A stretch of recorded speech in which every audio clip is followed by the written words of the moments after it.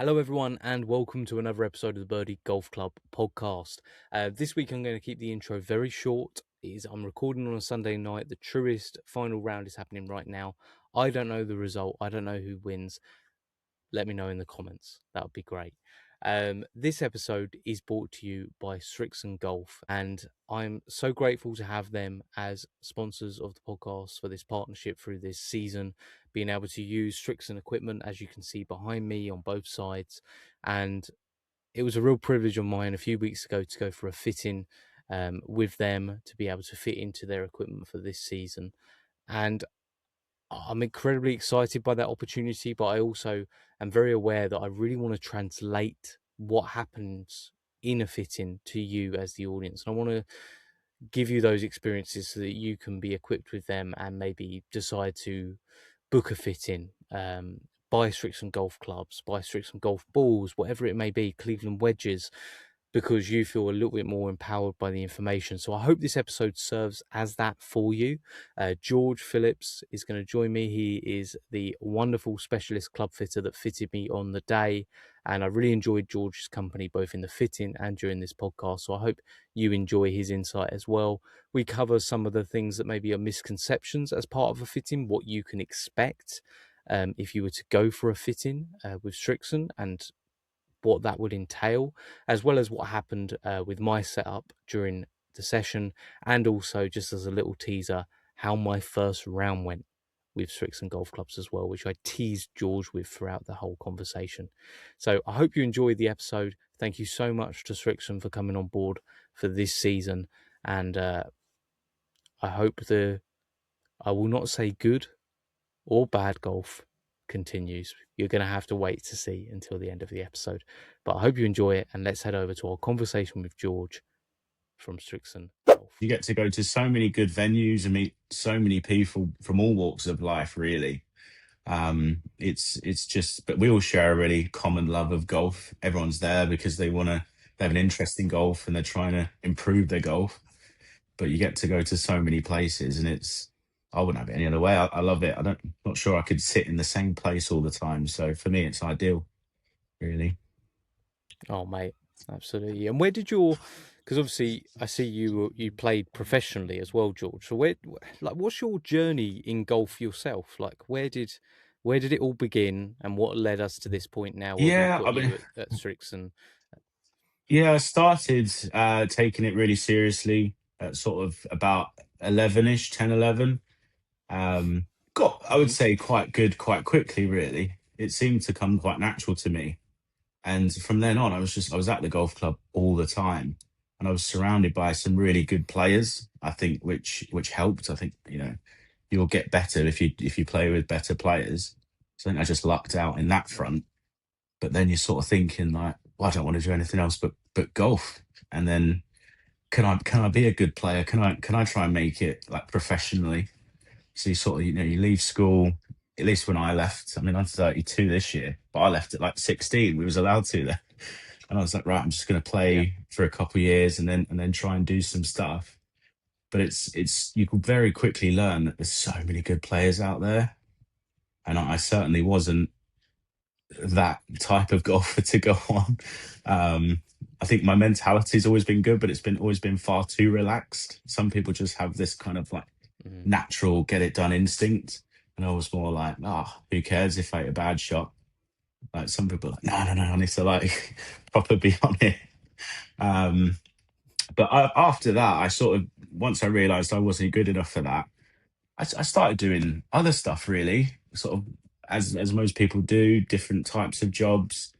And then uh, mid early 20s, I got sort of laid off from a job and thought, you know what, Hmm. I just want to get into golf again. So I did the sort of typical American golf thing, get involved in it, and then I was quite lucky at Trafford Golf Centre up in Manchester.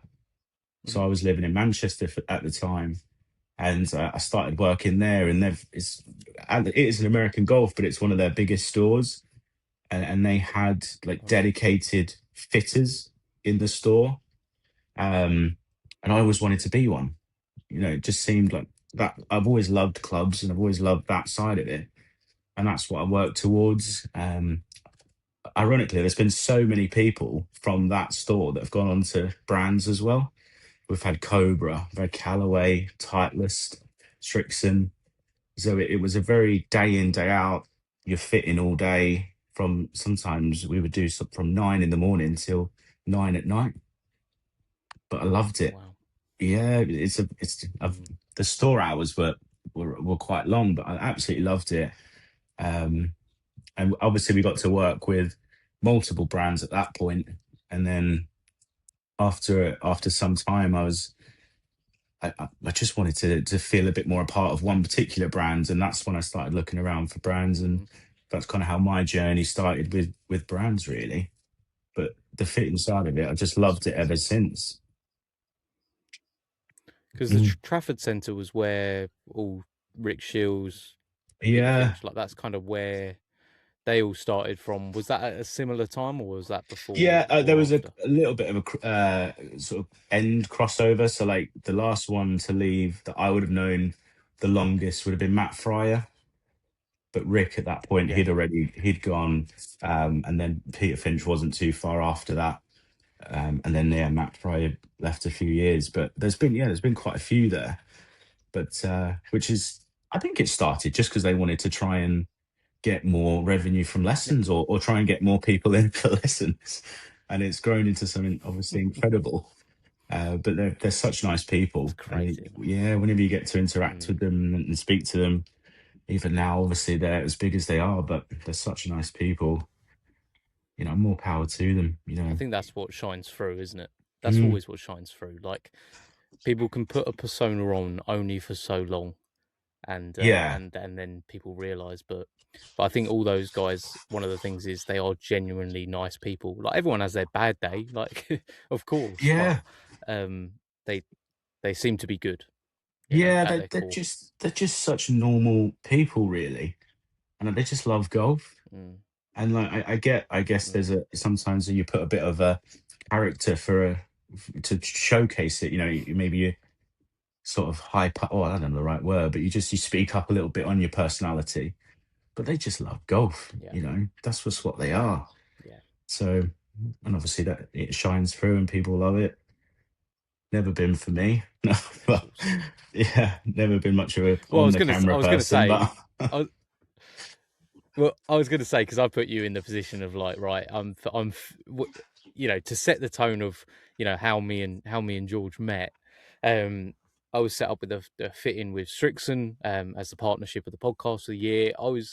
To be honest, mate, I was so excited, so excited. I'd oh, done a yeah. couple of fittings before, but nothing really to this scale, and I knew I was heading there, and it all sort of happened relatively last minute because like these fitting things came up and everything, and I was really nervous, like genuinely really Yeah. nervous because I'm an okay golfer, but I'm not someone who's confident I'm always going to strike the ball okay, which I think a Yeah. lot of people fall into that category, and that's Oh probably one of the yeah. main fears of people coming into fittings, right? Of Yeah, that sort of being definitely. I see watched. it all the time, and you're trying to, whether it's just a conversation, just have a little relax, and maybe just chat about anything that sort of takes their mind off it. I think, as long as you come in and just try and have a little bit of sort of break the ice and get it sort of chilled out nice and early is quite Yeah, important. I think if you go in and you're just straight, right, what you here for? Let's do it. Hit there. It can be quite like, well, that's the way I like to do it. I like to try and make people feel a bit more relaxed and go through it that way. But that's the last thing you want is yeah, to come in and feel like you're nervous, you're not hitting it right. I mean, no one's hit a golf shot that I've never hit, so we've all been there. yeah. It's golf. So yeah, I think if you I can feel get like at this point right. though, we should set the tone of what George actually made me do. Yeah. Pretty much the moment I got out of my car, like after an hour and a half in the car, Yeah. he put a 60 degree in my hand and said, "Have you ever tried a back foot 60 degree with the face wide open, and to try and almost get it to land just in front of you?" And I'm like, I'm not sure my arms and my legs can move at this moment in time, George. If I'm totally honest with you, Yeah, do you know what? I but I still don't gave know it a why I go, said and then that. Yeah. George, you showed me how it's done. I still don't know why I even just No, said, it's oh, good. let's do It's this. Yeah. But But recently, I did see a clip, and you might have seen it, of Alex Fitzpatrick chipping on a green, and he was doing similar to Hmm. what we did there. But his when I said like get the Yeah. toe right down, his like heel was off the ground behind the ball. So if you ever get to see that clip, it is Okay. incredible. And I've tried that, and I think I must have topped it about 3 times. But it's my shot that I told So you he to was hit, but about completely 100 times toe harder. down. Oh yeah, yeah. Wow. So like the ball's sort of like here, and the face is there, and I don't know how he done it. I've not figured it out. But it was like it was the shot I asked you to do, but about 100 times harder. It's got to be the Joe Mayo sort of stuff, right? He's got to be turning that face through. I'm sure of it. Yeah, Through the ball. There's no way he's holding those angles. oh, you need to see it. It was incredible, but it was like, but but that sort of stuff though, just to sort of, I guess maybe, I know it's a tough shot, but like maybe make you feel a little bit more relaxed, or just something like that, Yeah. just to sort of get it going. And it just, I think it helps. But I know some might do it differently, but that's certainly how I like to do it.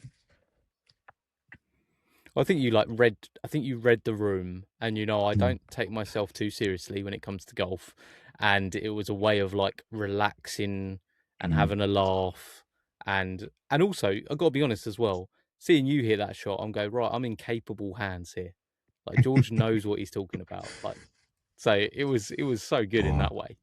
Honestly, I mate, was yeah, I was it gonna was say the good. last thing you want to do is say something like that to someone, tell them something, and then not even do it yourself. So yeah, thankfully I pulled it off. I was really hoping you were going to blade one Yeah, yeah. into the range, but it is what it is. It's happened before, but that time it worked out. What I thought would be really cool with this podcast, George, is to kind of I think there's probably a lot of people that listen that maybe would like to get a fit in, but maybe don't think that they're either good enough or Mm. that it would benefit them enough to Yeah. to be worthwhile. Because obviously, you can go and get fit. Normally, there's days at clubs where you can just put your name down, go and get fit. Everything's great. But then obviously, there's a cost value involved afterwards, and I think a lot of golfers are just weighing up cost versus what it can bring to them as a golfer. Now, I've got my, I mean, I've had my clubs a week or so now, and I've got Nice. story already that I want to translate to you, but I'm going to leave that. I'm going to leave that Hopefully until a good closer story. to the end. Hopefully, Yeah, well, we'll see. yeah. We'll see. I promise. Um, but what would you say to that? I mean, I'm sure you've been asked that question before. Let's start with maybe level of golfer that it benefits. Is there a Yeah. particular category that you think gets ignored? Maybe. I think when it's the expectation of a fitting, and everyone has their own expectation of what they want, really. But I think there's Mm, something to gain from it, regardless of level.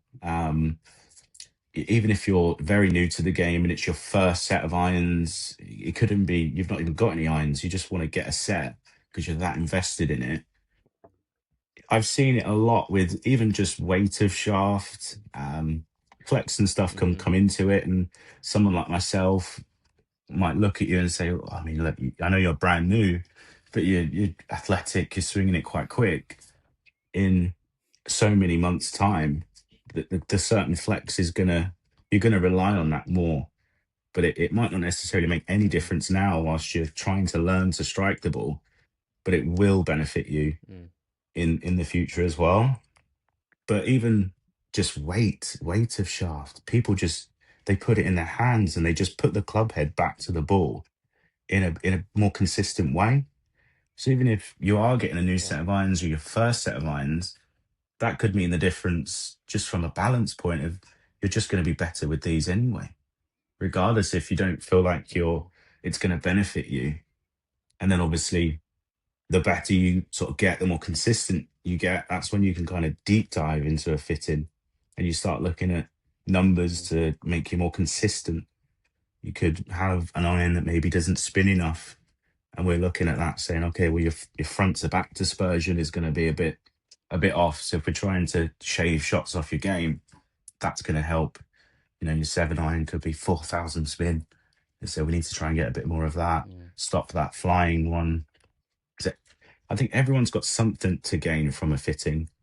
It's just some people's expectations might be, "Oh, I'm going to go get fit and hit everything down the middle, dead straight." And that part of that should be on me as well to explain to them as well. Like, what you're looking for, what is it that you are trying to get out of this, and trying to make sure that we can work together to achieve the goal.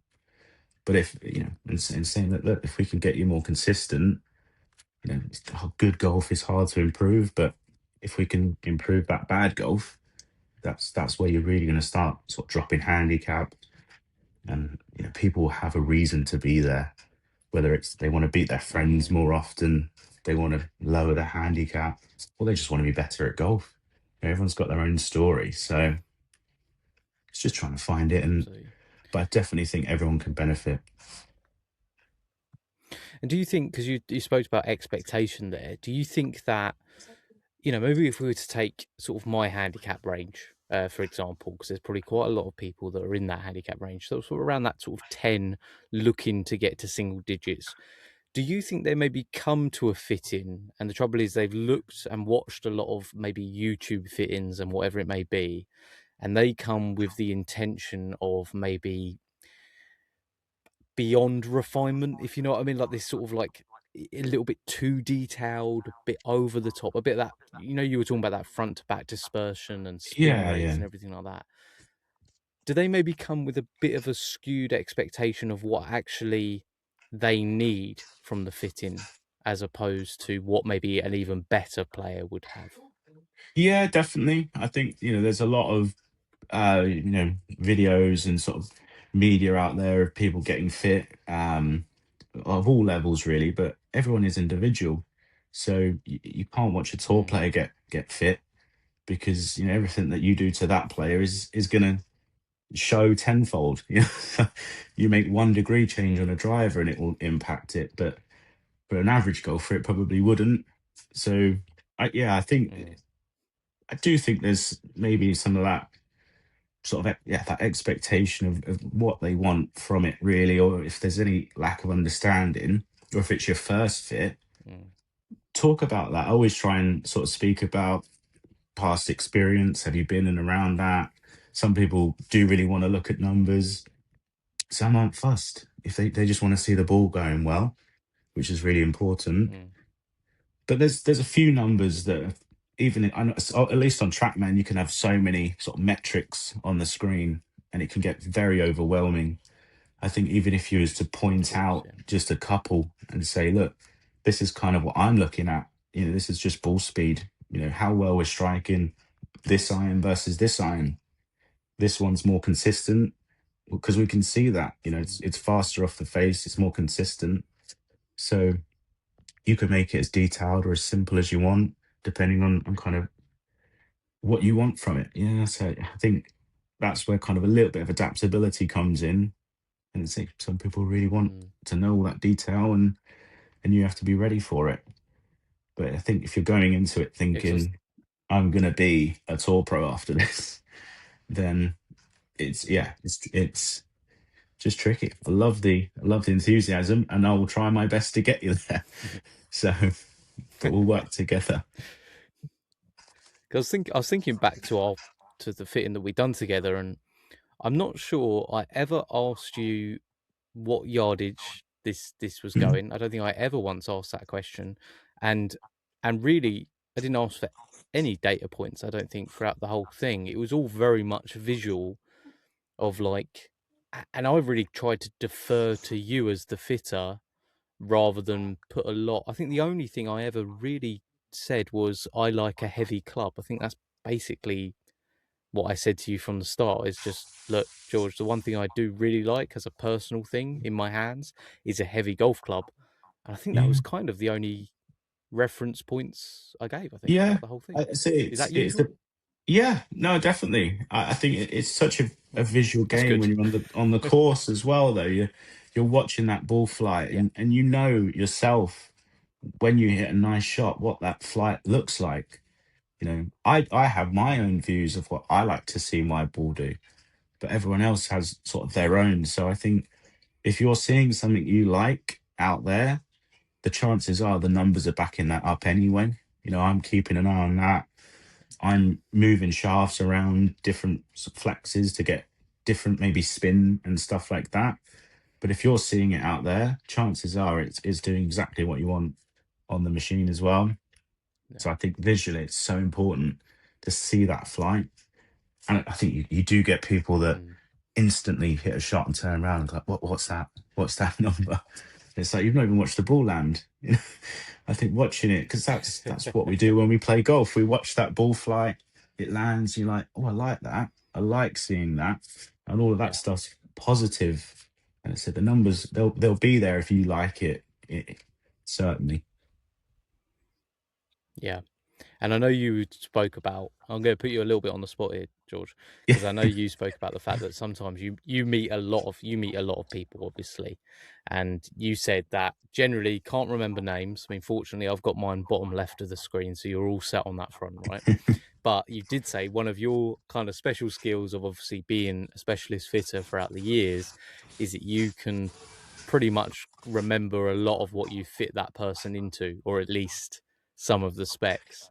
Yeah, Can definitely. you remember what you fit me into mostly? I'd be impressed with anything, to be honest. Uh, Modus in the shafts, I believe. Yeah, Actually, yeah. was it Modus? Iron shafts. In what? In irons? Iron shafts. Uh 120. Dynamic So, Gold oh, 115s. 150. We tried Modus. When you said that, We tried I in Modus. my how my mind works is it's like a replay of the whole fit. So I can remember Yes. going Yep. through all the irons. I can remember we spoke about a utility iron and 3 iron and that gapping, and and we was trying to potentially Yep. get that utility iron, and we were going through all of that. So that's how it started off. When you straight away asked me the question, I was like, "Oh, I remember the gapping. I can remember all this. I can." It's Yeah. like a You replay of it. basically said to me, look, you really, this 3 iron and the 4 hybrid are doing very much the Yeah, same thing. And I was like, George, I'm like, George, I appreciate yeah, that, but I need to see that 3 iron in the bag. And you're yeah, like, I 100%, I understand. We're going to make it happen. Don't worry about it. You learn to hit the other one higher. yeah, yeah. So that was Yeah. good. That's probably the biggest thing that stuck out. Thing that I'm picturing. Um, Yeah. and My I think, stubbornness. yeah, it must have been. Like I said, I think Modus would have been the other one. I know we tried Project X as well. Um, but Mm. yeah, So completely. so with the modus, that sticks in your mind. Was that because in your when it came to the fitting and the numbers, which I really wasn't looking at, was the modus maybe the most preferable choice when it came to No, what I was getting out no, of it? Or I wouldn't say that. I can remember sort of that kind of left shot coming in a little bit, yeah, um, and wanting to get a little bit of height to sort of maintain yes, a little bit of that. And in I guess two and two put it together, and I just thought Modus was high, and I think yeah, Project X was sort of doing the opposite. I know that was a bit too much to get through, and it was throwing it kind of everywhere. Um, so hmm, yeah, I quickly put that on together, but got it completely wrong. Clearly, I mean, if I'm usually really good no, at no, no. stuff Yeah, like I that, mean, so I completely got know that. I'm a very like feely kind of golfer as well. Like I like a certain feel, and I think the dynamic golds were just that. It just gave me that Yeah, feel of yeah, like, yeah, that just felt really nice, and I I think that they weren't too far apart if I remember rightly. As far and you were yeah, like, well, it's just yeah. based on preference then mostly. Yeah, exactly. I think again, it's that sort of sometimes concept of I think people kind of read up a lot on maybe shafts or what a shaft will do just by saying, oh, this one's Mm, low launch or this one's low spin, this one's high launch. But until you actually try it, it could do the complete opposite. So mm, you can't just sort of go off what you read all the time. Um, and like I mm, said, it is one of those feel things. If they're similar in weight as well, but if one's feeling a bit better, that's always going to mean a little bit more to you than one that I said, "Oh, this is perfect," but you're just hitting it and you're going, "I'm not really liking it." mm. It'll never in Yeah, 6 months you'll still kind of have that little doubt, and maybe you won't hit it as well, and you're like, oh, I don't like these anymore. So there's a bit of give and take, I think, from both the fitter and the golfer. I think one thing that we addressed straight away, which I do think is lost in a lot of golfers that maybe go and just pick products off the shelf or go and buy secondhand or whatever it might be, was obviously lie angle as well, which for me was quite important. I ended up in 2 degrees flat, and then standard flat in sort of woods and irons and so woods and driver and so on. As a fitter, how easy is that for you to see based on someone's height, based on someone's swing? Does that become apparent very, very quickly? Yeah, definitely. I think sometimes I think the more you fit and the more experience you gain, things like that almost become a bit of second nature. And then it's trying Right. to actually relay that, because I might do it just by instinct. You can hear it as well based on strike. Um, you could Okay. tell where someone's hit it off the face when you've heard thousands of balls.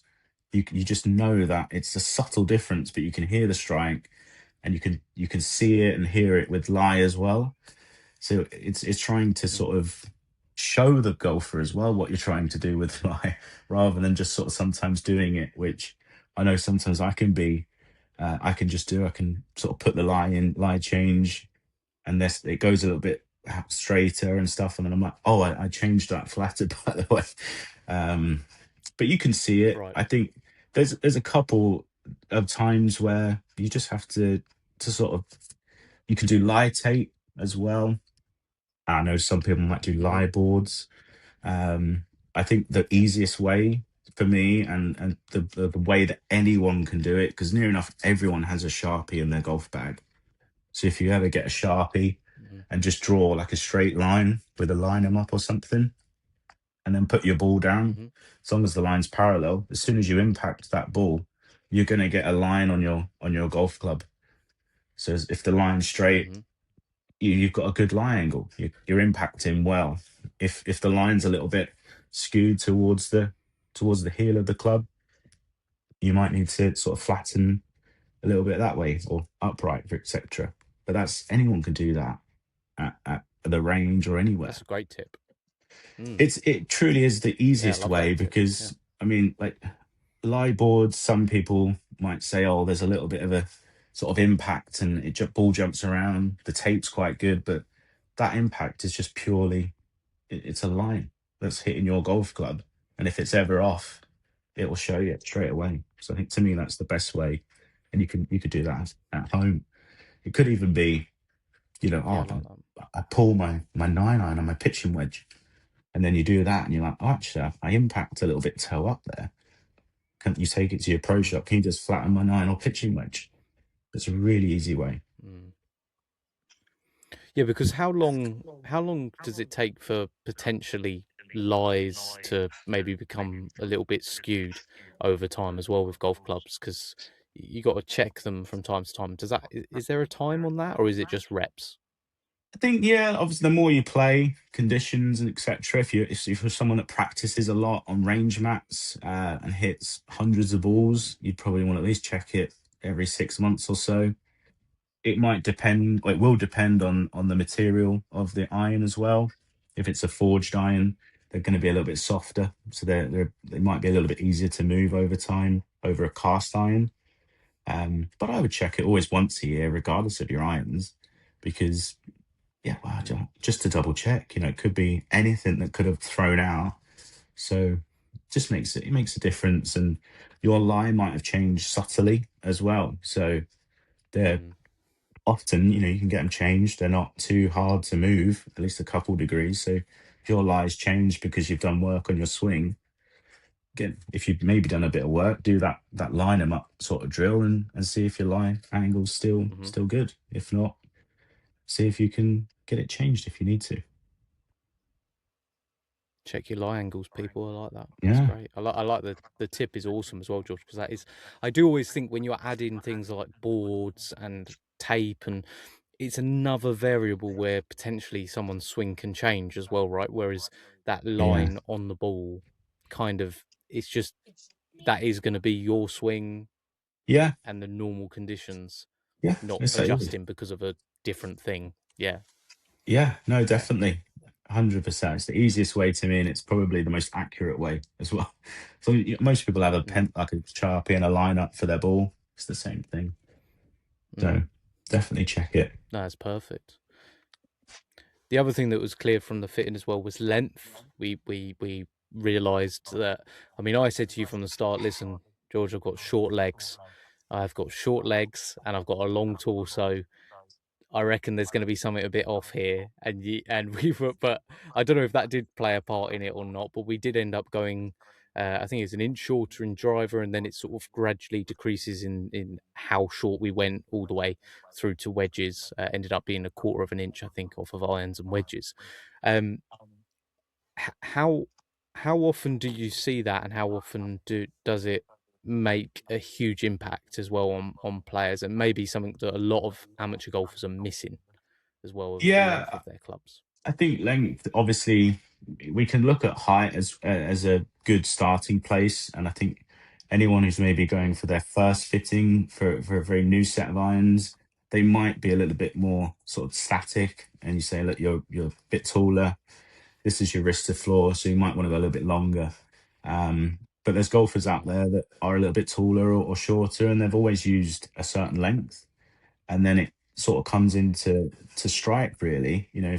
If you're constantly hitting it out the heel, and if we moved it a little bit shorter and it moves it to the middle, you could be 6 foot, but you're striking out the middle now, so why not? Why wouldn't you do that? yeah, So dynamically, and it's this, yeah, it can be the same with lie. It's always dynamic. You could set up with the toe in the air, but you might impact toe down. So I think depending on, so maybe the experience of the golfer, length can, it's almost a bit like, oh, we'll see with strike and see what happens. And if it's constantly out the toe, we'll make it a bit longer. Things like that. But then I guess mm, on the other side of the coin, it's, you might have someone that's a little bit taller that played shorter clubs. They hit it all right, but they mention that they've got back problems, and it could be because they're always sort of bent over the clubs. So having mm, sort of posture and that mm, conversation, yeah, and just say, how does this feel a little bit longer? If the strike's still there, do you feel better in yourself when you're standing over it? So mm, there's a few things to me that sort of will come into it. It wouldn't be just this is a chart, this is what you are. This is it could, yeah. mm, It's always. I mean, a golf ball doesn't know who you are, how tall you are. So as long as it's going in the air and how you want it to, and it's landing where it should, that's what golf cares about. That's what the scorecard cares about, at least. absolutely. I'm going to get into that later. I know you're Yeah. waiting to hear about the scorecard afterwards, but before I do, obviously you mentioned George.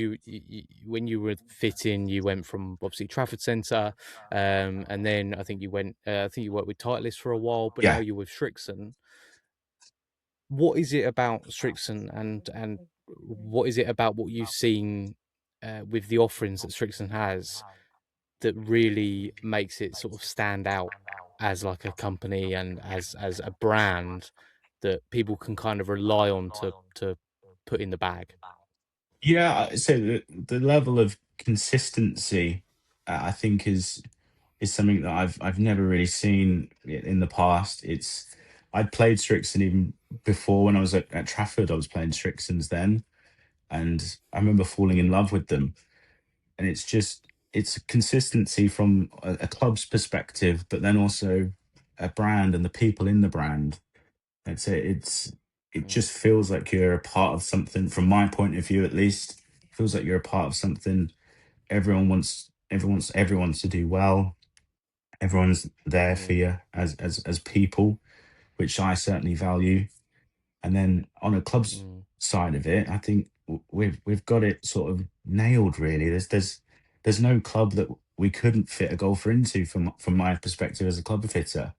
We've got the fives and the sevens that do incredibly well on tour, but then it might need to get a little bit more specific. You might need, certainly now with the IR range, you might need a bit more forgiveness, yeah. a bit more launch, etc. There's ways to go across across the set and the range. And I just think the level of consistency there is unmatched. I just wish that they, and Mm, thankfully people like yourselves are promoting it, but it doesn't seem that everyone knows. They don't shout about it. mm, I wish they did, but it kind of seems like it's that whoever knows Srixon, they love it. It's just, and then that's the mm, sort of interactions that I get every day. It's like, oh, I'm here because my friends, I think my friends, and they're lovely, or I'm seeing it here. I've heard such good things, and it's such a genuine reaction whenever they hit one. And so I wish more people knew about it. Say it'd make my life busier, but in a good way. Like it's, yeah, of course, of course. I think they should be It's shouting almost it like from the the rooftops. brand has like a yeah, but it does seem like the brand has this lovely ethos of, do you know what? Just let the clubs talk for themselves. You know, Yeah, let's not do any grand, ridiculous marketing campaigns. Let's just keep it quite scaled back, and let's make it word of mouth almost, which has always been the best form of any kind of marketing, really.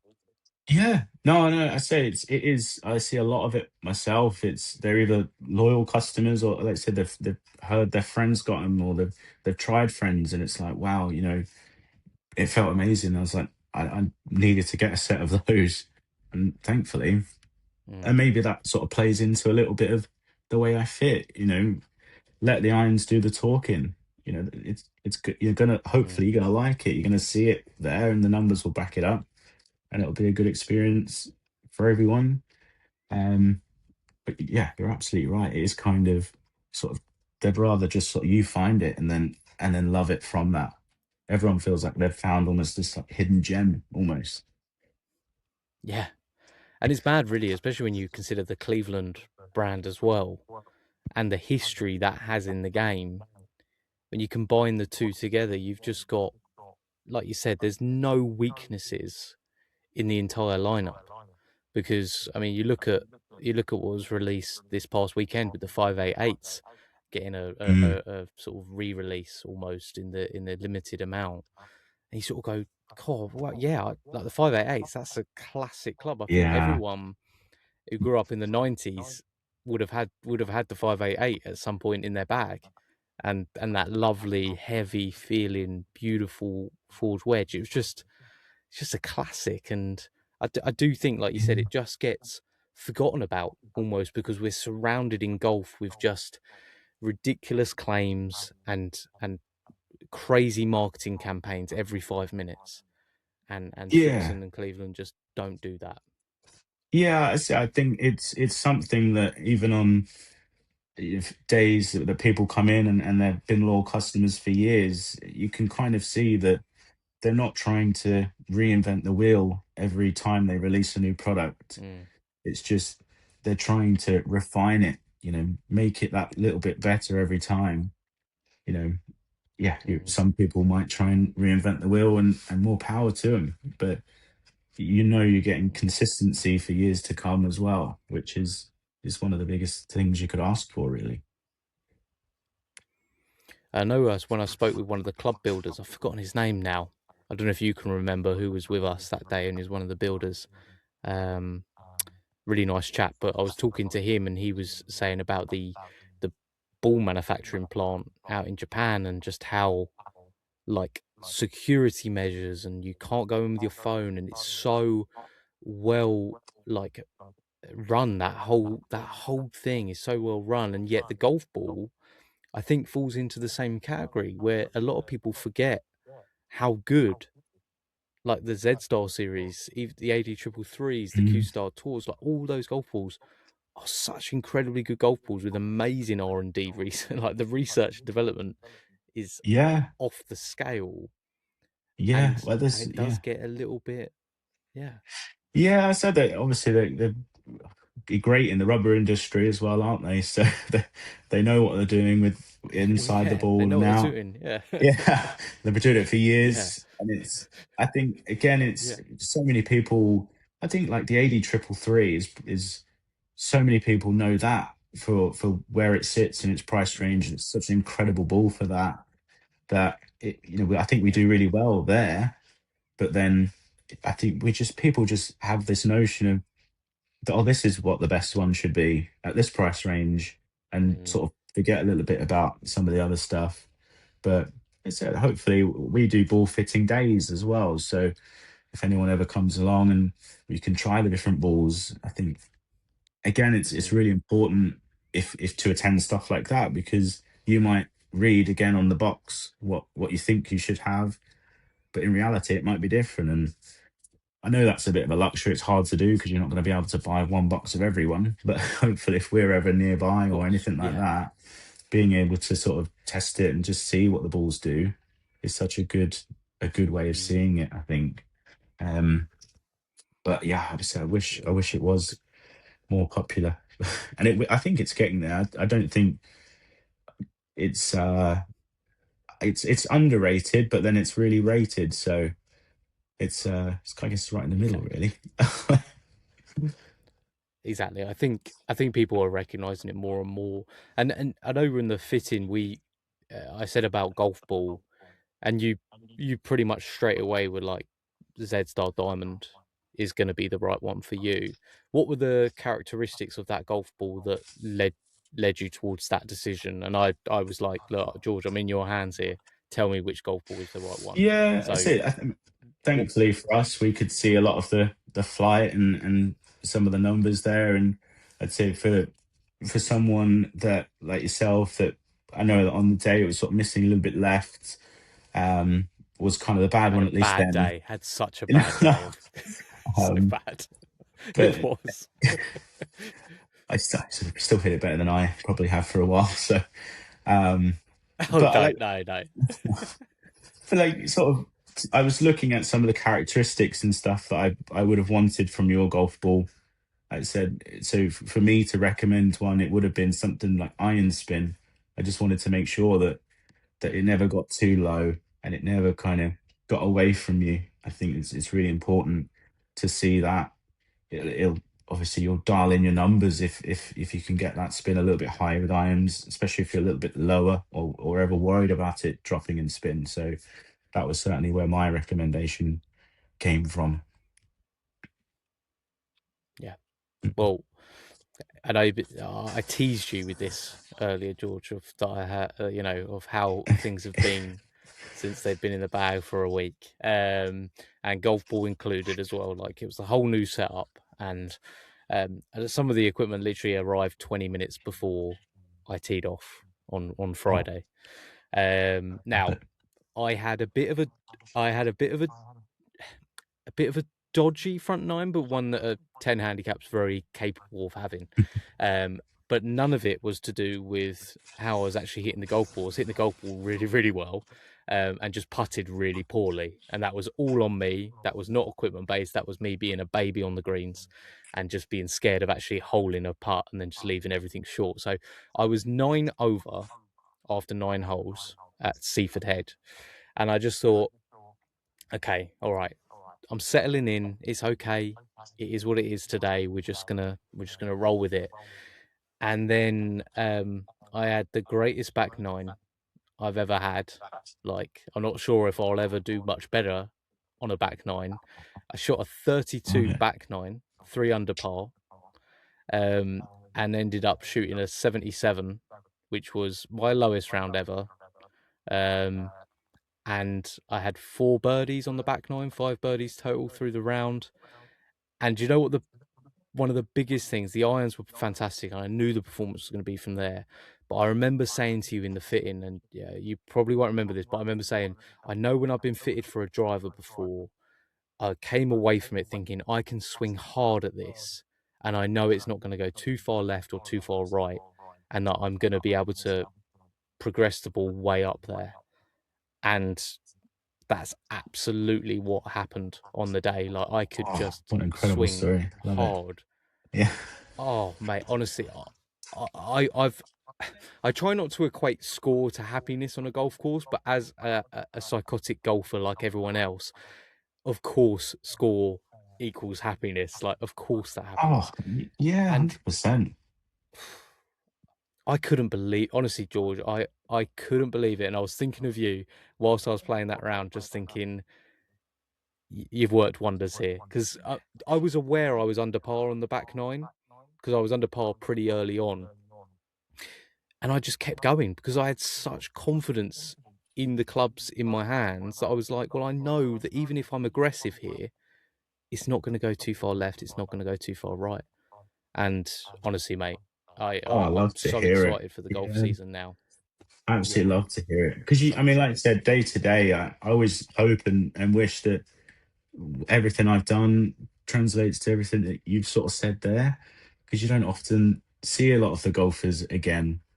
Some you definitely will do, Mm, but you don't get to hear some of these stories, and you always sort of wonder and think, and it's like it's just that nice to have. Oh, it's just nice to have that sort of just to hear it, just to hear that it's done well. I know equipment change is tough because we're all creatures of habit.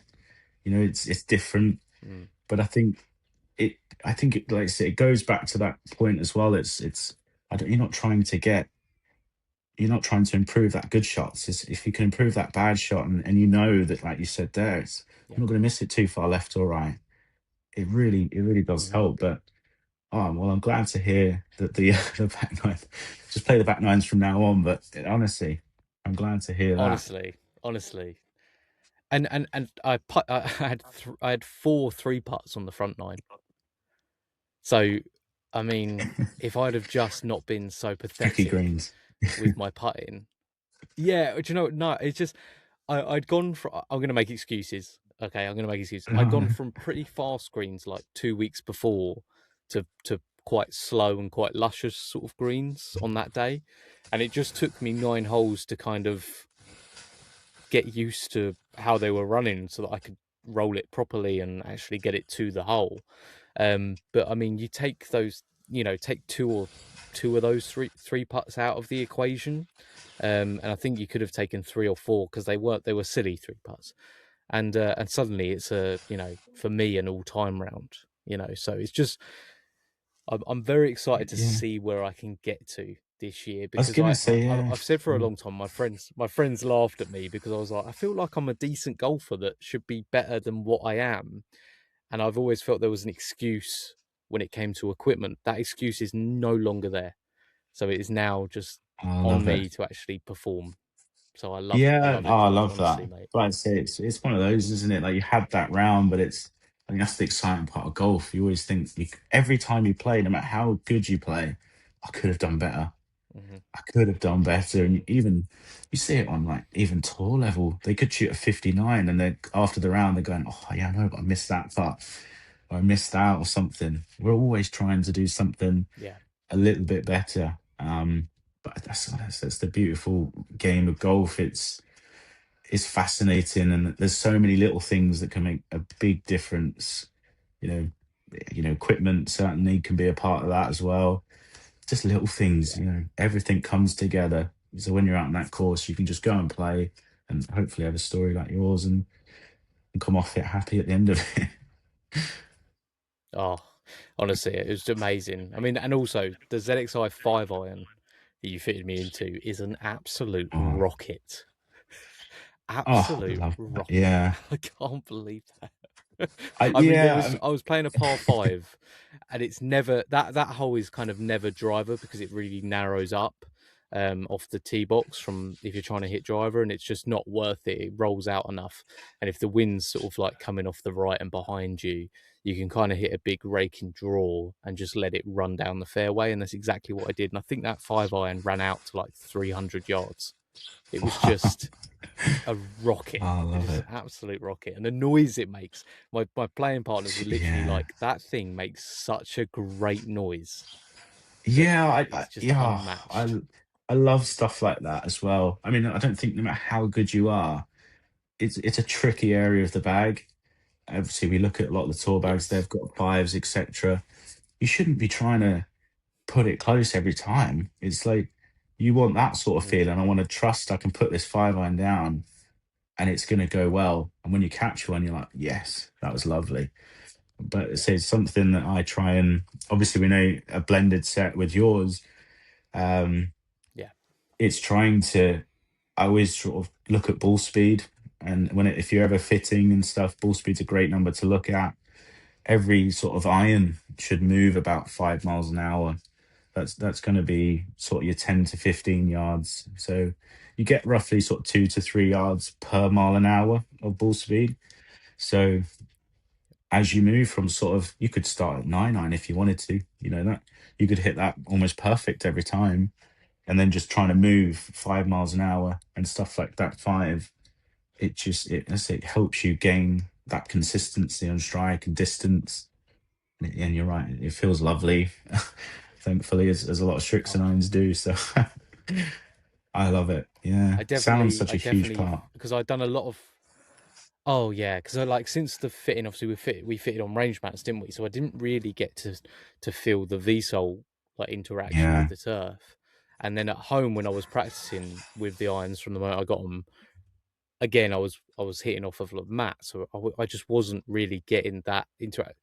Taking it on a course and having the interaction with the turf through the VSOL, like it glides through, which then yeah, gives you such confidence that you're not going to break your wrists even on like hard turf. You can really try and compress the golf ball and swing without fear. And again, that's just another confidence boost, which is all us yeah. golfers want, right? It's just confidence through the roof. Exactly. I say it's often Mm, sometimes that it's a mental game as well. You know if you can hit a bad one and it's still done well, you don't think about it. You don't care.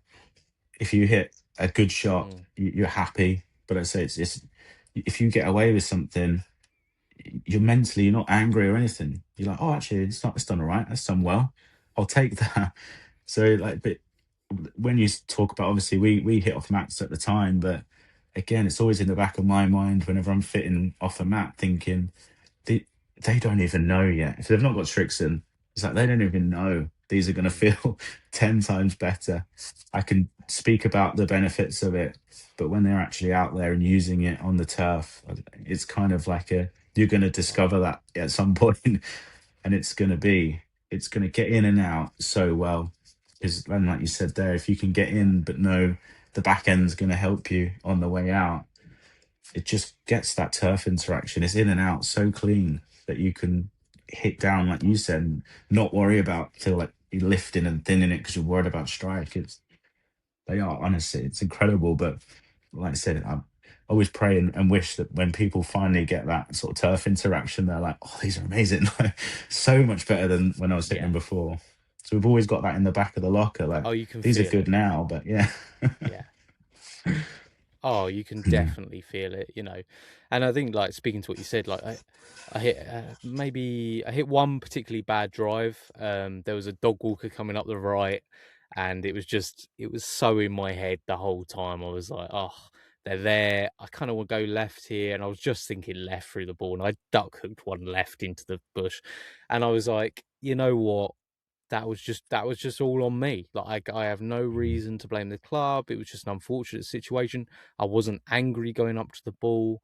I played the next shot with confidence, even and I really honestly think I was like 200 and I was 250 yards out on a par five, sort of drop in playing my third, and I was just thinking like in a normal situation here, I'd probably have taken 7 iron, taken my medicine, and been like, oh, it is what it is. But I was like, no, like I'm 250 out. I think I can hit my 3 iron here and try and get up there and try and save par. And I did that and save par. Like I hit a great shot. And again, I love it. it's just the confidence on knowing that Yeah. that first shot was me. Now let's Yeah. focus on this next shot, mate. So I can't speak to it, Joe. Honestly, I could talk about like my experience Yeah. from the Well, fitting, and from yeah. the golf after all day. I could never stop. Well, you was definitely right about the 3 iron then. If that made you save par, then it was worth it for Okay. me. But what going a little bit to what you just Right. said there, though, that psychological aspect of golf that fascinates me. You see a Mm, person on the right, you mm, pull it left, but sometimes you'll step up to a hole and you'll look at the hole and you just can't see anything but a good golf shot, especially off the tee. I mm. don't know if you ever get that. Like for me, it's sometimes like Yeah. this, like dog leg rights. I just something you just see it and you're like, this looks amazing, perfect for my eye, and you hit a good shot. I'd Right. love to unlock that for every shot. To be honest, if I could, I'd sell it to Yeah. everyone. there's Oh something in it. no, I mean Yeah. the 15th hole at this course that I played, Seaford Head, there's a particular hole where there's these like huge, not huge, but they're probably 10 to 15 tall mounds that come in at about 260 yards. And normally it always plays into the wind as well. So it's a bit of a dog of a par four. It's tough because you kind of think I've got to lay short of those mounds, and then I've got to hit another one into wind, and you're always taking sort of long iron, medium to long iron as well. And that day it was playing downwind, and if I was again if I was playing 3 weeks previous, there's no way I'd have done this. But I literally was like, if there's a day to hit driver on this hole, it's today. Like this is the moment. And I just got over the ball, and the exact thoughts that I said to you of just I just want to swing hard at this thing. Um, Swung hard, flew the mounds, ended up with a 30-yard wedge into the green on what is a notoriously long-ish Rewarded par for your four on efforts. on a normal day. Oh, it was like straight down the Yeah. middle, almost through the middle of the mounds, and I just thought, wow, this is all coming together. It's happening. Maybe Love I'm that. gonna I'm gonna go on tour, Yeah. George. I'm gonna go on tour. Hopefully, I say It's if you my ever need time. help with the Alex equipment on Fitzpatrick there, can do it. yeah, he's doing really well, isn't he? He's doing really well. But I Oh, think, like you said, unbelievable. Yeah, I'm gonna tune in. I really hope he does it. Um, but I say there's little things, but again, you've got it in you. I love that sort of analogy of, even over one shot, you could beat Tiger Woods, Rory McIlroy. You could beat anyone over one golf shot. Yeah. In theory, you could from any Hmm. distance, but it's over 100 shots. Their bad ones are going to look better than yours. So it's not the good shots. Yeah. It's your bad ones, and it's little things. Like I say, hopefully, when people go to fittings and stuff, like you said, driver, I think people they do want to hit it further, but they might think, oh, more length is going to do that. That's when you're talking about hitting your driver consistently. I think going shorter and stuff is used a lot on tour as well, and little things like that. If you buy it off the shelf, you're never going to know. You might always Yeah, struggle. exactly. I think if it's a little bit shorter, Yeah. for some, it's not for everyone. But you feel more in control of the golf club, and you can swing it like you did, a little bit harder, and know, well, I mean, I'm in control of the club now. Yeah. Oh, absolutely. Yeah, and the fact we went shorter in the driver, and we also went standard flat as well, has just kind of Mhm. moved that strike location a lot closer to the middle. I'm not going to claim it's out the middle every time, but No one it's is. No, definitely more often. yeah, that's And like that just I gives say. you confidence that the ball's then going to react the way it should, and it's like I said, not too far left, not too far right. That's all I'm looking for, out of every club. And hundred yeah, percent. honestly, I'm literally in 4 days off on a weekend long golf trip, and despite being apprehensive before about my chances of performing well now, I'm ready. Oh, I'm I gonna go love it. low this Yeah, weekend, George, and I'm gonna do it I for no, you I and for really. Srixon and Cleveland. Please, no, I really. I say it's such a nice feeling to hear a lot of the positives about the fitting and along with the brand as well, because I say they're obviously doing amazing things. I'm a part of it in my own way, and it's amazing to hear some of the stuff that you get to say about something that I had a little bit of an influence with. You're still the golfer at the end of the day. You're the one hitting Huge it, but influence. if I can help in a little way, then I'm happy. So. Like I say, we don't get to hear a lot of the No, stories that honestly, people say.